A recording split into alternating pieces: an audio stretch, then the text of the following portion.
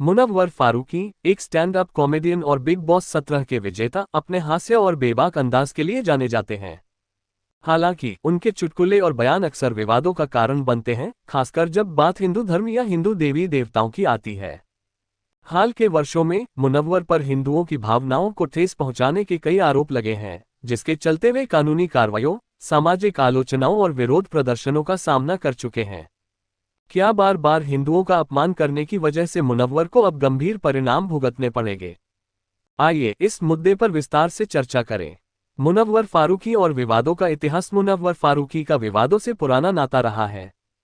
साल 2021 में मध्य प्रदेश के इंदौर में एक शो के दौरान उन पर हिंदू देवी देवताओं के खिलाफ आपत्तिजनक टिप्पणी करने का आरोप लगा।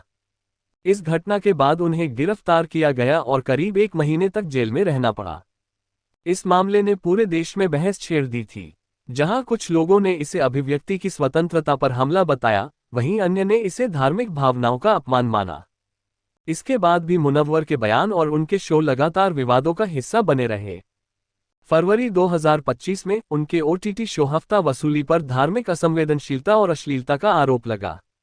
शिकायतकर्ता ने दावा किया कि शो में कई धर्मों का अपमान किया गया और यह सामाजिक मूल्यों के खिलाफ है। इस शो के खिलाफ कानूनी कार्रवाई की मांग की गई, जिसने एक बार फिर मुनव्वर को सुर्खियों में ला दिया। जून 2025 में बजरंग दल और विश्व हिंदू परिषद VHP ने मुनव्वर के एक आगामी शो के खिलाफ विरोध जताया और इसे रद्द करने की मांग की। इस विरोध के चलते मुनव्वर को मुंबई में एक इवेंट से हटाया गया। इन घटनाओं ने मुनव्वर के खिलाफ हिंदू संगठनों की नाराजगी को और बढ़ा दिया। हिंदुओं की भावनाओं को ठेस पहुंचाने के आरोप। मुनव्वर के आलोचकों का कहना है कि उनके चुटकुले अक्सर हिंदू धर्म को निशाना बनाते हैं। एक्स पर कुछ पोस्ट्स में दावा किया गया कि मुनव्वर ने 2002 के गोधरा कांड, जिसमें 50 से अधिक हिंदुओं की मौत हुई थी, का मजाक उड़ाया। हालांकि इस दावे की स्वतंत्र पुष्टि नहीं हो सकी, लेकिन ये पोस्ट उनके खिलाफ जनता के गुस्से को दर्शाता है। इसके अलावा कुछ लोगों ने उनके हास्य को हिंदू विरोधी करार दिया और कहा कि वे जानबूझकर हिंदुओं की भावनाओं को आहत करते हैं। वहीं मुनव्वर के समर्थकों का तर्क है कि एक कॉमेडियन का काम सामाजिक मुद्दों पर कटाक्ष करना होता है और उनके चुटकुले किसी विशेष धर्म को निशाना नहीं बनाते। वे ये भी कहते हैं कि मुनव्वर ने कई बार अन्य समुदायों और सामाजिक मुद्दों पर भी हास्य किया है, लेकिन केवल हिंदू धर्म से जुड़े चुटकुले ही विवाद का कारण बनते हैं। संभावित परिणाम। मुनव्वर के बार बार विवादों में घिरने के कई संभावित परिणाम हो सकते हैं। कानूनी कार्रवाई। पहले ही मुनव्वर कई कानूनी मामलों का सामना कर चुके हैं। अगर उनके खिलाफ नई शिकायतें दर्ज होती हैं, तो उन्हें फिर से गिरफ्तारी या मुकदमों का सामना करना पड़ सकता है। हफ्ता वसूली के खिलाफ दर्ज शिकायत इसका उदाहरण है।